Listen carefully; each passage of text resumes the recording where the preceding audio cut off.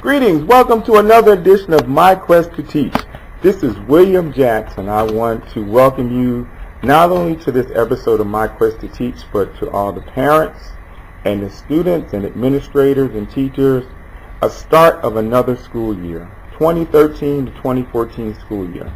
And I wish the best of luck to all our teachers in the great quest to teach all of our children the skills that are necessary to continue on to the next grade, and the ultimate goal to graduate high school and to further their education, either in vocational education, military service, or traditional college or university. I want to particularly give a shout out to all our HBCUs, historically black colleges and universities. A shout out to you. I'm a graduate of South Carolina State University in Orangeburg, South Carolina. Go Bulldogs! But I wanted to take this opportunity also to give a shout out to teachers and administrators for their service to the community, for their work, their commitment, and their passion to the excellence of all students. Shout out to parents for their professionalism in being a parent and making sure that their children come to school on time, prepared, and ready for success in the classroom. And I want to say hello to all the students as well that may be listening to this video podcast, that my expectations personally for you are to be AV students, that you should accept nothing less than a B for your academic performance. Because no matter if you're in elementary school or middle school, that still counts in your placement in high school. And if you're a high school student, you should be working as hard as possible to excel beyond your current position academically, as well as socially, as well as networking in your school and being involved in your community, because every piece helps to enrich your educational environment and your skills, your skill sets, your marketing and branding yourself to further promote yourself. Again, if you have aspirations on going into the military, or if you have aspirations of going to a vocational school, and also if you want to go to a traditional college or university, maybe like a Florida A&M University in Tallahassee, Florida, or South Carolina State University in Orangeburg, South Carolina, or even a Howard University in Washington, D.C. As you can tell, I am prone to give shout-outs to our HBCUs, which do a wonderful service to our community in educating children, young adults, to preparing to be leaders in their respective fields of study. But this blog that I wrote deals with fathers and their relationship with their daughters. And being a father, my worry or my concern is a little bit different than for my son, because let's face it, daddies have a special place in their heart for their daughters. And my hope and my wish is to continue to strengthen my relationship with my daughter. Sometimes fathers, we feel that our relationship with our daughters aren't as strong enough as we would like. So I would like to just encourage all fathers and stepfathers and grandfathers to stay encouraged, to stay involved, and stay connected with your daughters. They may be going through different transitions through their lives, as young ladies do from time to time with age and maturity, but the benefits of staying involved outweigh anything else imaginable. So I wanted to make sure I share that information. Shout out to principals that are out there that are sharing this with their teachers or viewing it themselves. I also hope that you have a successful school year as well. This blog goes out to the millions of fathers, stepfathers, and grandfathers out there to stay involved, stay encouraged, to stay again connected with their daughters or granddaughters. And it reads as such. I'm just going to cut to the chase because to me this is very important, being a father as well. 1 million fathers needed to help raise confident, intelligent, positive, motivated, and stable young ladies. Research has shown that a father's involvement in the academic lives of their children will last beyond their childhood. In fact, their influence will expand well into the child's adult lives. Fathers have an accountability and responsibility to teach their daughters that their bodies and their minds are not the place for temporary visitors. Their minds and bodies are temples that should be respected, nurtured, protected, and valued. Their minds and bodies are not places for chaos, confusion, torture, drugs, multiple visits by multiple men.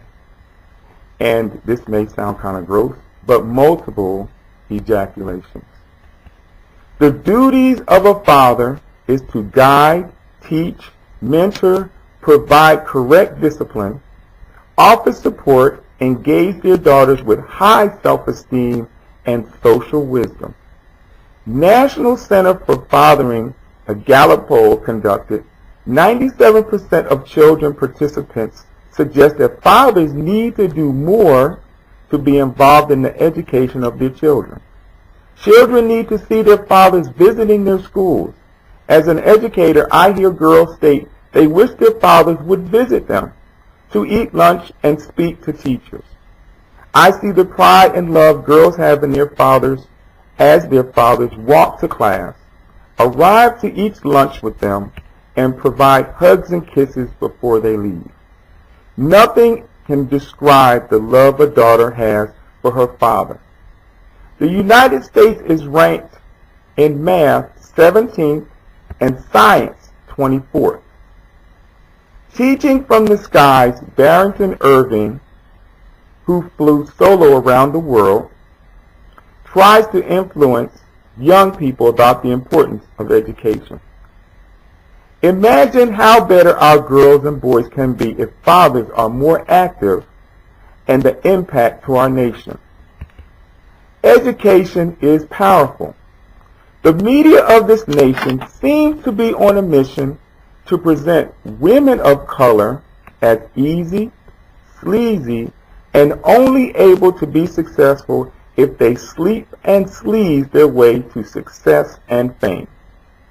The current television programs, movies, sitcoms seem intent on showing women and girls of color that their status or existence is only elevated by the value of material items and that being happy is determined by following the cardinal rules and laws and teachings that would demean women, particularly women of color. What has happened when girls are dressed up like they are 2 or 3 times their age? And is it cute to cuss and perpetuate being older? Look at Miley Cyrus. What father would promote her activities in the entertainment industry or her actions in public? Sometimes father must exert stern discipline, irregardless of what the public, family, and others say. This is a fine line between cute and pretty and sleazy and sexually suggestive. The use of social media is showing more girls that they are violent, sexually promiscuous, and verbally violent with profanity. Social media through various programming is trying to show that this is cool and fashionable. Fathers, be wary and be careful. The hurtful observation is the media makes it look glamorous and acceptable, but the truth is that it makes girls look cheap and unmarketable as scholars, business leaders, intellectuals, and responsible in the areas of childcare. The absence of fathers as models and being proactive teachers is seen in schools and churches and amongst the community. There was a time when fathers taught their girls to be ladylike, to be intellectually quiet, socially polite, cordial, and learning social graces that allow girls to create the perceptions of social dignity, grace, and style. Girls must be taught the skills, abilities, wisdom, strength to compete when it comes to being successful in a competitive world. Many fathers contribute to this. Many fathers that are absent are not there to bless their daughters to teach them these skills.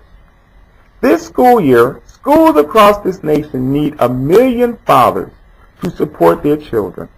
Fathers, grandfathers, uncles, stepfathers, and other men in communities and those of the clergy are allowing schools to be closed in our nation's cities. Demographics are showing that more schools are closing in communities of color. This should be unacceptable for fathers because closing schools decreases the value of neighborhoods, homes, and even religious institutions. Are men of color so mentally and emotionally castrated that they cannot volunteer in their children's schools, chaperone field trips, eat lunch at least 5 times a month, attend parent-teacher meetings and school board meetings? Dads should volunteer on a consistent basis. I'm sure that I'm preaching to the choir, but this needs to be told for their children's sake. Women are rising in poverty. Statistics of this nation are showing that single mothers are close to the edge of poverty or are living in poverty. In order to compete, women need a quality education, starting with their daughters. President Obama has stated that the best anti-poverty program is a quality education.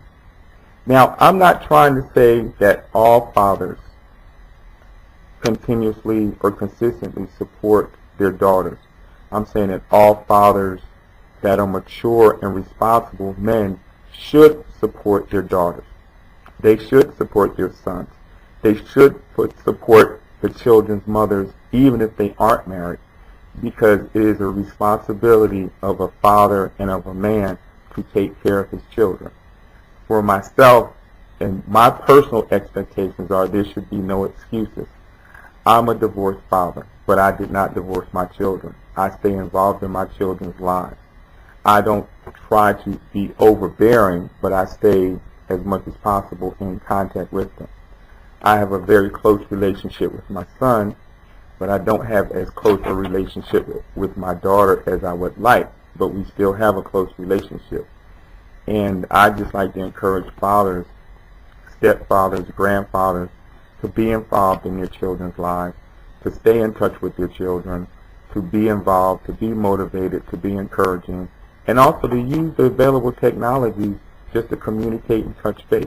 It doesn't take long for a simple text to say, hello, I love you, I'm proud of you, you're doing a good job, stay in touch with me. And using technology and social media is a great way to stay in touch. Taking an hour or 2 hours off, if possible, from work to go eat lunch with your children is the best thing that you can provide during the school week, because children look forward to an adult male coming to see them. In fact, adult males bring about more excitement, more expressions of joy, more emotional electricity when males go visit the children as opposed to females or moms. Fathers of color sometimes are quick to state, that is my son or daughter. When awards are given out, scholarships are awarded, athletic accomplishments are recognized, but what about supporting the most important part of the educational process, the learning part? Classroom discipline issues are on the rise.